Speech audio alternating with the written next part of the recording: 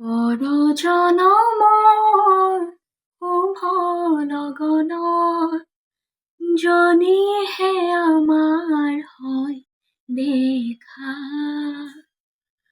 পুৰা মানে প্ৰিয়ে এই জনম মোহি আৰু পূৰ্ণ। মাত্ৰ ২৮ দিন সংসাৰ পতাৰ পিছত ১৯৩৭ চনৰ ২২ ডিচেম্বৰত পত্নী প্ৰিয়লতা দত্তৰ মৃত্যুৰ পিছত পত্নীশোকত বিহ্বল হৈ বিষ্ণু ৰাভাই এই গীতটি ৰচনা কৰিছিল। বিষ্ণু ৰাভা নামৰ এই সত্তাটোৰ জন্ম হৈছিল ১৯০৯ চনৰ ৩১ জানুৱাৰীত বেংগল প্ৰেচিডেন্সিৰ ঢাকাত। তেওঁৰ পিতৃৰ নাম আছিল গোপাল চন্দ্ৰ ৰাভা আৰু মাতৃৰ নাম গেথিবালা ৰাভা। ৰাভাই ঢাকাৰ সেনা বিভাগৰ বিদ্যালয়ত শিক্ষা গ্ৰহণ আৰম্ভ কৰিছিল, কিন্তু হাইস্কুলীয়া শিক্ষা সাং কৰাৰ আগেয়ে পিতৃৰ মৃত্যু হোৱাত তেজপুৰ চৰকাৰী উচ্চতৰ মাধ্যমিক বিদ্যালয়ৰ পৰাই ১৯২৬ চনত তেখেতে হাইস্কুল শিক্ষান্ত পৰীক্ষাত উত্তীৰ্ণ হয়। এই পৰীক্ষাত সেই সময়ৰ অবিভক্ত দৰং জিলাৰ সকলো পৰীক্ষাৰ্থীৰ ভিতৰত সৰ্বোচ্চ নম্বৰ লাভ কৰাৰ বাবে তেওঁ কুইন এম্প্ৰেছ পদক লাভ কৰে। কলেজীয়া শিক্ষা গ্ৰহণৰ বাবে ৰাভা কলিকতালৈ যায় আৰু ১৯২৮ চনত তেওঁ ছেণ্ট পল কলেজৰ পৰা প্ৰথম বিভাগত ISc পাছ কৰে। ভাৰতৰ স্বাধীনতা আন্দোলনত সহযোগ কৰাৰ অপৰাধত তেওঁক ছেণ্ট পল কলেজৰ পৰা বহিষ্কাৰ কৰা হয়। পাছত ৰিপন কলেজত পদাৰ্থ বিজ্ঞান বিভাগত স্নাতক শিক্ষা আৰম্ভ কৰে। ১৯২৯ চনত স্বাধীনতা আন্দোলনৰ পৰিপ্ৰেক্ষিতত কলেজৰ ছাত্ৰাবাসত পুলিচৰ নিৰ্যাতন আৰম্ভ হোৱাত ৰাভাই কোচবিহাৰৰ ভিক্টোৰিয়া কলেজত নাম লগায়। পঢ়ি থকা কালত তেখেতে ভাৰতৰ স্বাধীনতা আন্দোলনত নামি পৰে আৰু ভাৰতৰ বিপ্লৱী সাম্যবাদী দলত যোগ দিয়ে। কোচবিহাৰতো তেখেত স্বাধীনতা আন্দোলনত যোগদান কৰে আৰু সেই অপৰাধত কলেজ কৰ্তৃপক্ষই বাধ্যতামূলক বদলিৰ নিৰ্দেশ দিয়াত ৰংপুৰ কাৰমাইকেল কলেজৰ কলা বিভাগৰ চতুৰ্থ বাৰ্ষিকত নামভৰ্তি কৰে। ইয়াতো আৰক্ষী তেখেতৰ পাছত লগাত পঢ়া আধাতে এৰি দি ১৯৩১ চনত ঘৰলৈ ঘূৰি আহে।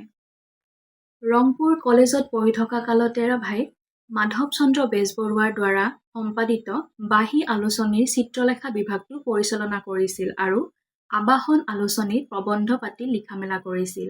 আবাহনৰ পাতত চিত্ৰ আঁকি তেওঁ চিত্ৰশিল্পী হিচাপে নিজকে চিনাকি দিছিল। তেওঁ বৰপেটাৰ শ্ৰীমন্ত শংকৰদেৱৰ আৰু শংকৰ মাধৱৰ যুগল ছবি আঁকি ৩টা ৰঙত ছপাই ৰাইজৰ মাজত বিতৰণ কৰিছিল। ১৯৩৫ চনত জ্যোতিপ্ৰসাদ আগৰৱালাৰ জয়মতী কথাছবিত নৃত্য পৰিচালনাত সহযোগ কৰে। জ্যোতিপ্ৰসাদৰ লগ লাগি ৰাভাই জয়মতী আৰু শোণিতকৌৰী নাটকৰ বাণীবদ্ধ ৰূপ প্ৰস্তুত কৰিছিল। ১৯৩৯ চনত কাশী হিন্দু বিশ্ববিদ্যালয়ৰ আমন্ত্ৰণক্ৰমে বাৰাণসীত তাণ্ডৱ নৃত্য প্ৰদৰ্শন কৰি সেই সময়ৰ উপাচাৰ্য সৰ্বপল্লী ৰাধাকৃষ্ণনৰ পৰা কলাগুৰু উপাধি অৰ্জন কৰে। ১৯৪৫ চনৰ পৰা কমিউনিষ্ট দলৰ সংস্পৰ্শত অহাৰ পিছত ১৯৪৮ চনৰ পৰা ১৯৫২ চনলৈ ৰাভাই আত্মগোপন কৰি থাকে। সেই সময়ৰ বিষ্ণুৰাম মেধিৰ চৰকাৰে তেখেতৰ মূৰৰ দাম ১০,০০০ টকা ঘোষণা কৰিছিল।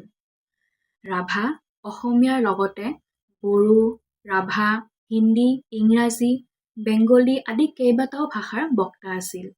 তেওঁৰ গীতসমূহত প্ৰেম, প্ৰকৃতি, ঐতিহ্য, সৰ্বহাৰাৰ মুক্তিকামী বিপ্লৱী ভাৱ আদি বিভিন্ন ধৰণৰ বিষয়বস্তু বিচাৰি পোৱা যায়।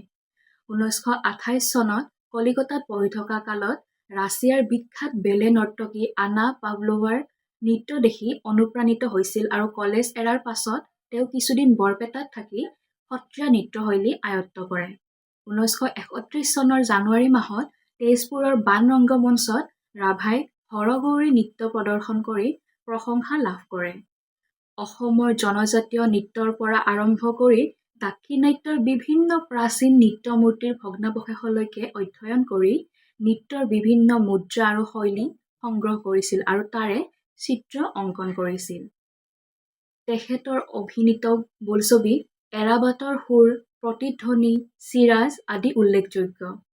ফণী শৰ্মাৰ সৈতে যুটীয়াভাৱে পৰিচালনা কৰা তেতিয়ালৈ আটাইতকৈ সফল বোলছবি আছিল চিৰাজ। ১৯৬৯ চনৰ ২০ জুন তাৰিখে ৰাতি ২:২৫ তেজপুৰত ৰাভাদেৱে শেষ নিশ্বাস ত্যাগ কৰে আৰু এনেকৈয়ে বিষ্ণুপ্ৰসাদ ৰাভা নামৰ এটি জাতীয় সত্তাৰ অন্ত পৰে।